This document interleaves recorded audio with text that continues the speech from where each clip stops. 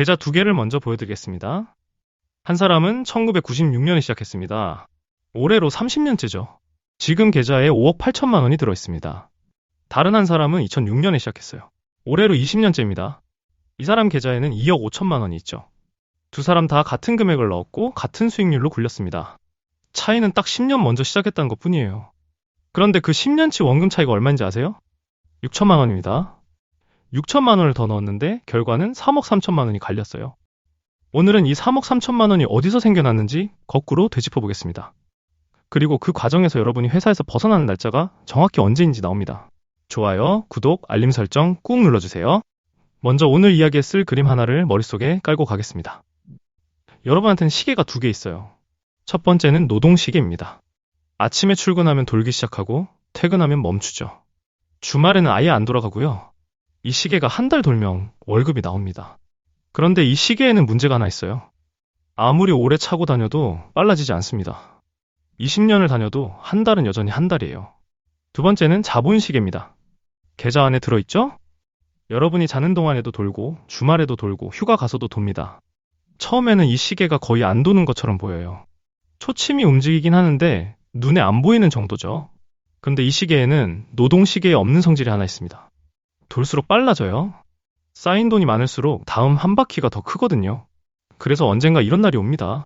자본시계 초침이 노동시계 초침을 따라잡는 날, 1년 동안 계좌가 벌어오는 돈이 1년 동안 내가 넣는 돈과 정확히 같아지는 날이죠. 오늘 계산해서 보여드릴 게 바로 이 날짜입니다. 그런데 계산에 들어가기 전에 먼저 치워야 할 게 하나 있습니다. 복리는 세계 8번째 불가사의다. 이해하는 사람은 벌고 이해하지 못하는 사람은 낸다. 다들 한 번쯤 들어보셨을 거예요. 책, 강연, 유튜브에 수도 없이 나오는 문장이죠. 아인슈타인이 했다고 알려져 있고요.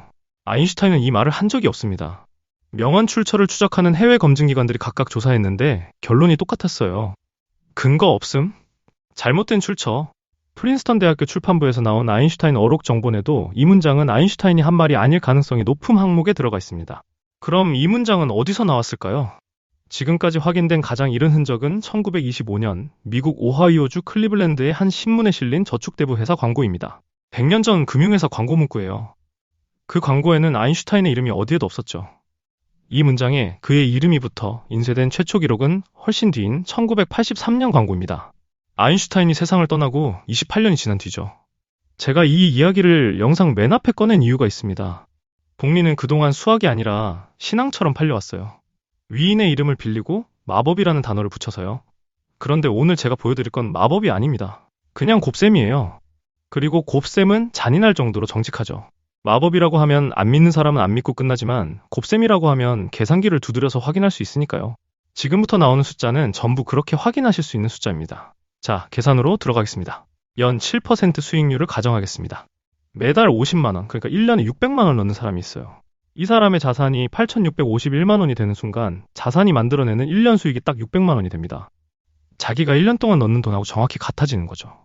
여기 도달하는데 걸리는 시간이 10년하고 한 달입니다. 10년입니다. 자본시계가 노동시계를 따라잡는데 10년이 걸려요. 이날 이후로 이 사람은 매년 1,200만 원씩 자산이 늘어납니다. 넣는 건 여전히 600만 원인데 말이죠.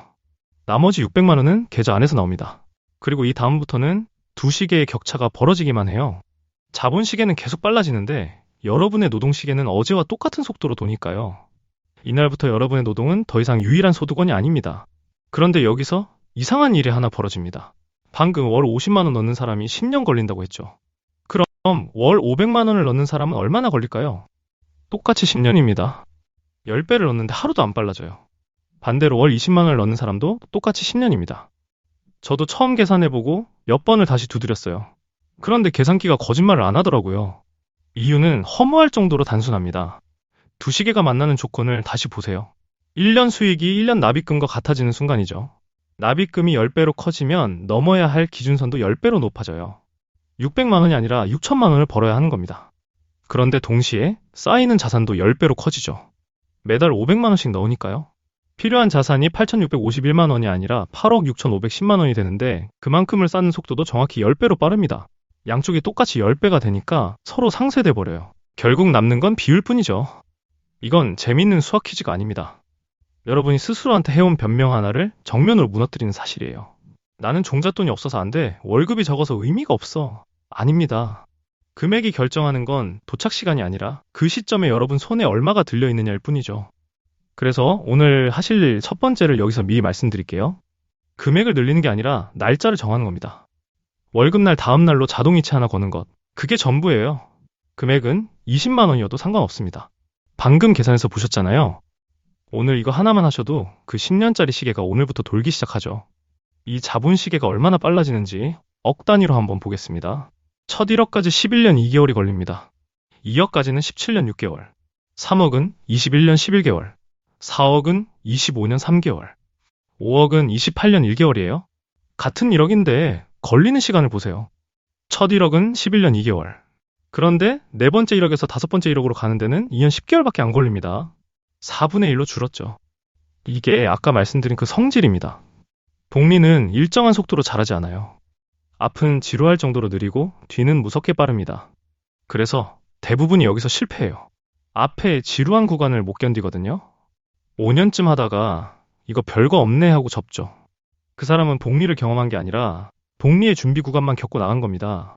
30년을 채우면 월 50만 원이 5억 8천만 원이 됩니다. 넣은 원금은 1억 8천만 원이에요. 수익이 4억이죠. 그런데 여기서 진짜 봐야 할 건 총액이 아닙니다. 이 5억 8천만 원 중에서 마지막 10년, 그러니까 21년째부터 30년째 사이에 만들어진 돈이 3억 3천만 원이에요. 전체의 57%입니다. 앞에 20년 동안 만든 게 2억 5천만 원인데 뒤에 10년 동안 3억 3천만 원이 만들어지죠. 이 숫자 어디서 보셨죠? 맞습니다. 영상 맨 앞에 나온 그 숫자예요.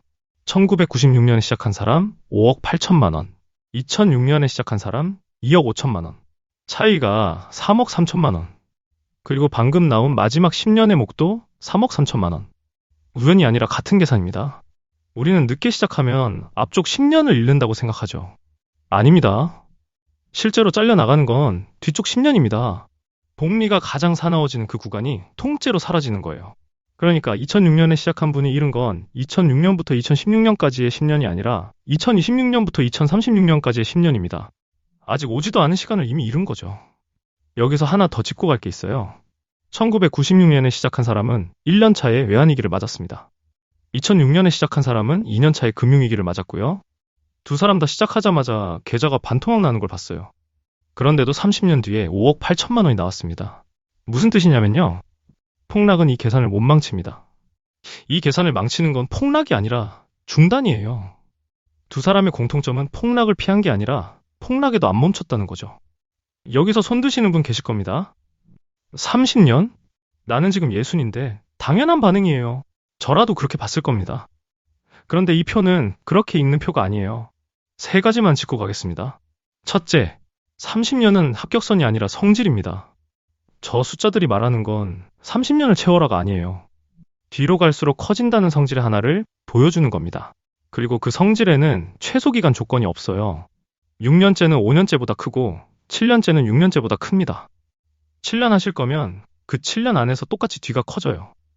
나이가 관여하는 데가 한 군데도 없습니다. 둘째, 은퇴하신 분한테는 시계가 반대 방향으로 읽힙니다. 현역이신 분한테 두 시계가 만나는 날은 넣는 돈과 버는 돈이 같아지는 날이죠. 은퇴하신 분한테는 이렇게 바뀝니다. 빼쓰는 돈과 벌어오는 돈이 같아지는 날, 매달 꺼내 쓰는데 원금이 안 줄어드는 상태요. 여기엔 30년이 필요 없습니다. 필요한 건 인출 비율이죠. 그리고 그 비율을 좌우하는 게 잠시 뒤에 나올 세금과 수수료입니다.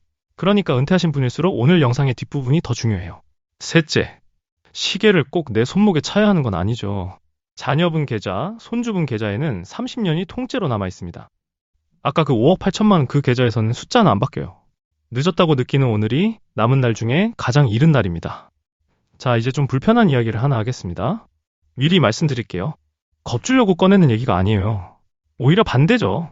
지금부터 나온 숫자를 보시면 아, 나만 그런 게 아니었구나 싶으실 겁니다. 올해 마음 흔들려서 손해보신 분들 정말 많으세요? 근데 그거 여러분이 못나서 그런 게 아닙니다. 매번 똑같은 방식으로 반복되는 게 하나 있고 거기에 걸리신 거예요. 한번 눈에 익혀두면 다음부터는 잘 안 속습니다. 지금이 2026년 8월입니다. 올해 한국 주식시장에서 무슨 일이 있었는지 다들 기억하실 거예요. 상반기의 코스피는 101%가 올랐습니다. 2배가 된 거죠. 세계 주요 증시 중에 가장 뜨거웠고 6월에는 9,000선까지 뚫었어요. 그리고 7월 한 달 동안 22.19%가 떨어졌습니다. 1997년 외환위기, 2008년 금융위기에 이어 코스피 역사상 세 번째로 큰 월간 하락폭이에요. 숫자 하나만 더 보시죠. 20분간 거래를 완전히 멈춰버리는 서킷 브레이커라는 장치가 있습니다. 도입된 뒤로 작년까지 통틀어 6번 발동됐어요. 그런데 올해에만 9번 발동됐습니다. 28년치를 반년 만에 넘어선 거죠. 7월 마지막 날에는 하루 만에 17.91%가 올랐고 8월 들어서도 하루에 5% 가까이 빠지는 날이 이어지고 있어요. 이 이야기를 왜 하냐면요. 이 기간에 벌어진 일이 오늘 주제하고 정확히 맞물리기 때문입니다. 올해 상반기에 신용거래융자 반대매매가 7배 가까이 늘었어요. 반대매매라는 건 빚내서 산 주식이 담보비율 밑으로 떨어졌을 때 증권사가 강제로 팔아버리는 겁니다. 내 의사와 상관없이요. 연령대별로 보면 마음이 더 안 좋죠. 70대 이상의 반대매매 금액이 1월에 18억 원이었는데 6월에 163억 원이 됐어요. 790% 증가입니다. 50대는 693%, 40대는 504% 늘었습니다. 은퇴를 앞뒀거나 이미 은퇴하신 분들이 빚을 내서 들어왔다가 강제로 정리당한 거죠. 7월 말 기준 신용거래융자 잔액이 28조 9천억 원까지 줄었는데 상당수는 그렇게 빠져나간 돈입니다. 여기서 제가 하고 싶은 말이 뭐냐면요. 레버리지는 자본 시계를 빨리 돌리는 장치처럼 보이죠. 2배로 사면 초침이 2배로 빨리 돌 것 같잖아요. 그런데 아닙니다. 레버리지는 시계를 빨리 돌리는 게 아니라 태엽을 부러뜨립니다. 평소에는 티도 안 나요. 시계가 잘 가니까요. 그런데 시장이 한번 크게 흔들리는 날 태엽이 뚝 부러지고 시계는 그 자리에서 0으로 되돌아갑니다. 아까 그 두 사람 기억하시죠? 1996년과 2006년 둘 다 폭락을 맞고도 살아남았어요. 왜냐하면 시계가 멈추지 않았거든요. 반대매매는 여러분 대신 시계를 멈춰버리는 장치입니다. 복리의 진짜 적은 낮은 수익률이 아니에요. 중단입니다. 이제 두 시계가 만난 다음에 무슨 일이 벌어지는지 보겠습니다. 두 번째 문턱은 18년 8개월입니다. 이때 무슨 일이 일어나냐면 그동안 쌓인 수익 총액이 그동안 넣은 원금 총액을 넘어서죠. 월 50만 원 기준으로 이 시점에 자산이 2억 2천만 원 정도인데 원금이 49%, 수익이 51%가 됩니다. 이때부터 통장을 보는 감각이 완전히 달라져요. 앞에 18년 동안은 잔고를 볼 때마다 내가 얼마나 참았는지가 보입니다. 미룬 전셋집, 안 간 여행, 안 바꾼 차. 그래서 잔고를 확인할 때마다 뿌듯한 동시에 조금 서글프죠. 그런데 이 문턱을 넘고 나면 보이는 게 달라집니다. 내가 참은 것보다 돈이 벌어온 게 더 크거든요. 이때부터 투자는 인내가 아니라 관찰이 됩니다. 이 전환이 사실 금액보다 더 중요할 수도 있어요. 여기까지 온 사람은 웬만해서는 그만두지 않거든요. 자, 그럼 이 시계를 빨리 돌리는 방법이 아예 없느냐? 하나 있습니다. 금액이 아니라고 했죠. 그 하나는 수익률입니다. 숫자로 보시죠. 연 5%면 14년이에요. 연 6%면 11년 10개월. 연 7%면 10년 1개월. 연 8%면 8년 10개월이죠. 5%와 8% 사이가 5년 넘게 차이 납니다. 겨우 3%포인트가 5년을 만들어요. 여러분이 회사에서 벗어나는 시점을 5년 앞당기는 게 월급을 2배로 올리는 게 아니라 이 3%포인트라는 겁니다. 그럼 수익률을 올리면 되겠네 하고 생각하시겠죠. 그런데 여기서 대부분이 방향을 잘못 잡아요. 수익률을 올리려고 더 위험한 걸 삽니다. 종목을 고르고 레버리지를 쓰고 테마를 쫓아가요. 그러다 아까 그 반대매매 통계에 이름을 올리는 거죠. 수익률을 올리는 방법은 하나가 아닙니다. 더 세게 밟는 것 말고 연비를 올리는 방법이 있어요. 같은 차로 같은 거리를 달려도 타이어 공기압만 제대로 맞춰도 기름값이 달라지죠. 엔진을 개조하는 것보다 훨씬 싸고 훨씬 안전하고 무엇보다 확실합니다. 투자에서 이 공기압에 해당하는 게 세금과 수수료예요. 먼저 세는 것부터 막겠습니다. 일반 계좌에서 이자나 배당이 들어오면 15.4%가 먼저 빠져나갑니다. ISA는 이 구조를 바꿔놓은 계좌예요. 안에 담긴 상품들의 이익과 손실을 하나로 묶어서 계산합니다. 번 것과 잃은 것을 상기한 다음 남은 순이익에만 세금을 매기는 거죠. 게다가 일반형은 200만 원, 서민형은 400만 원까지 세금이 아예 안 붙습니다. 그 위로 넘어가는 금액도 15.4%가 아니라 9.9%예요. 이 한도를 올리자는 개편안이 계속 논의되고 있으니 뉴스는 챙겨보시는 게 좋습니다. 연금저축과 IRP는 방식이 아예 달라요. 여긴 돈을 돌려줍니다. 두 계좌를 합쳐서 연 900만 원까지 세액공제 대상이 되죠. 총 급여 5,500만 원 이하면 16.5%, 그 위면 13.2%. 900만 원을 꽉 채운 분은 148만 5천 원을 이듬해 연말정산 때 받으십니다. 이 숫자를 다르게 읽어보겠습니다.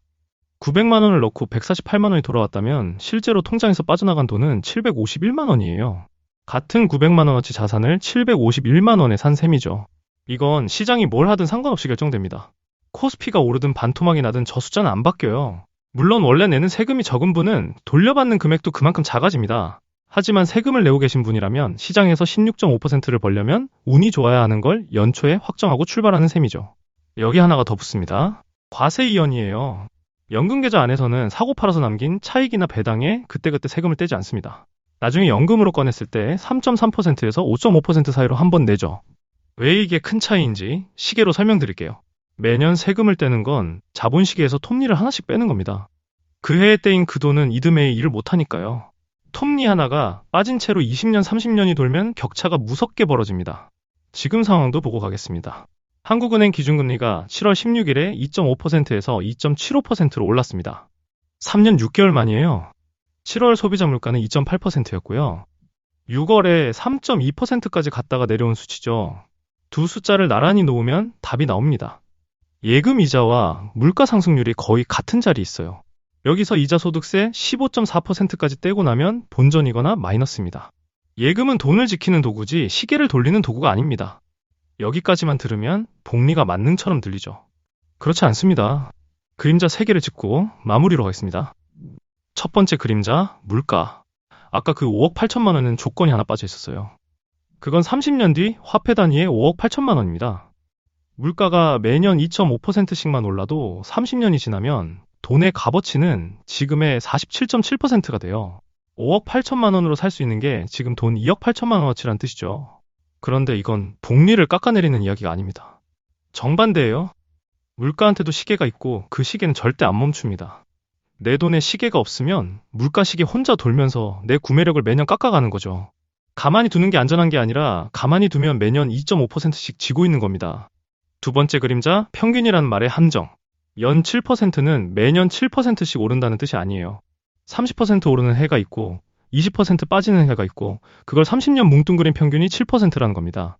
여기서 산수 하나만 해보시죠. 100만 원이 반토막 나면 50만 원이죠. 거기서 다시 50%가 오르면 얼마일까요? 100만 원이 아니라 75만 원입니다. 원위치까지 가려면 50%가 아니라 100%가 올라야 해요.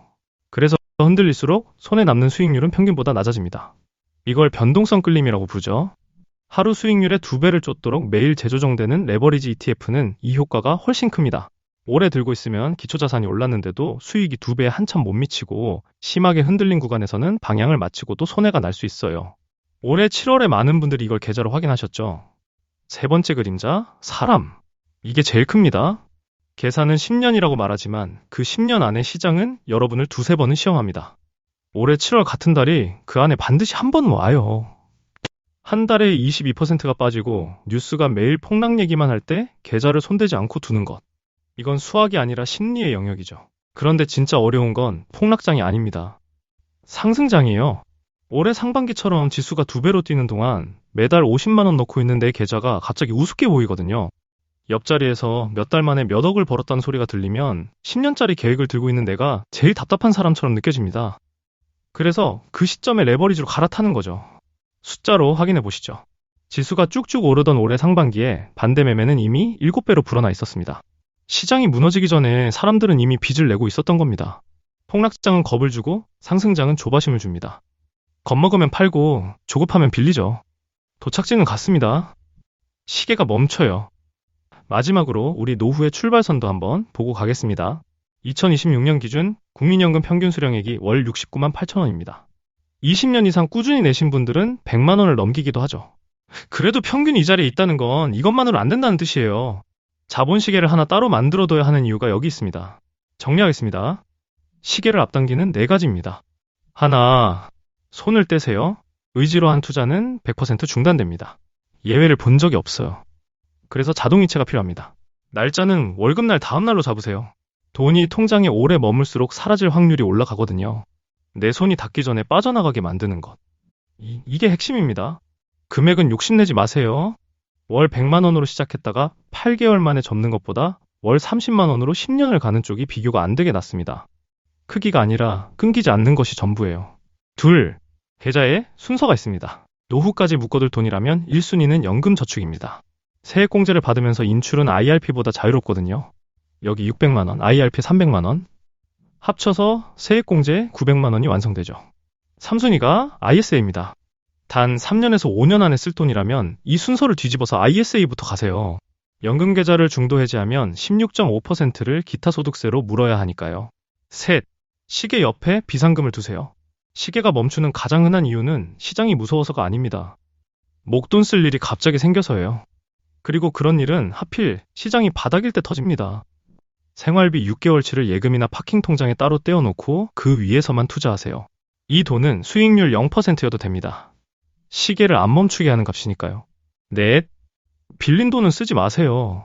앞에서 길게 말씀드렸으니 한 줄로 끝내겠습니다. 레버리지는 시계를 빨리 돌리는 도구가 아니라 태엽을 부러뜨리는 도구입니다. 내 의사와 상관없이 계좌가 정리되는 구조에는 처음부터 들어가지 마세요. 마지막으로 한 사람 이야기를 하고 끝내겠습니다. 워런 버핏입니다. 이 사람 재산의 99% 이상이 50세 이후에 만들어졌어요. 65시점의 자산과 지금을 비교해보면 90% 이상이 그 이후에 불어난 것으로 추정됩니다. 물론 버핏은 50세 이전에도 이미 대단한 투자자였죠. 수익률 자체가 남달랐어요. 그러니까 이 이야기의 교훈은 수익률이 중요하지 않다는 게 아닙니다. 그가 진짜 남달랐던 건 그 수익률을 60년 넘게 한 번도 끊지 않았다는 겁니다. 11살에 첫 주식을 샀고 90이 넘어서까지 멈추지 않았죠. 버핏의 시계는 80년 가까이 한 번도 안 멈췄어요. 그 사이에 시장이 무너진 게 10번이 넘는데도요. 수익률은 우리가 통제할 수 없습니다. 시장이 언제 떨어질지도 알 수 없고요. 그런데 시작하는 날짜와 그만두지 않는 것, 이 두 가지는 100% 우리가 정합니다. 오늘 계산 하나만 기억하세요.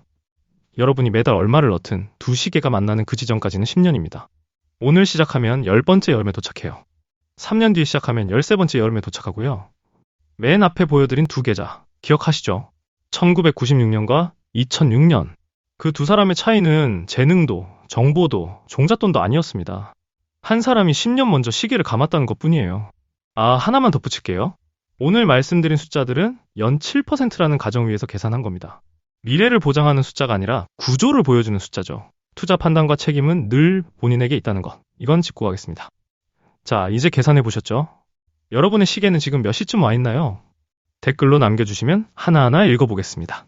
그리고 다음 영상에서는 이 10년을 앞당긴다고 광고하는 상품들이 실제로는 뭘 가져가는지 한번 뜯어보겠습니다. 다음 영상에서 뵙겠습니다.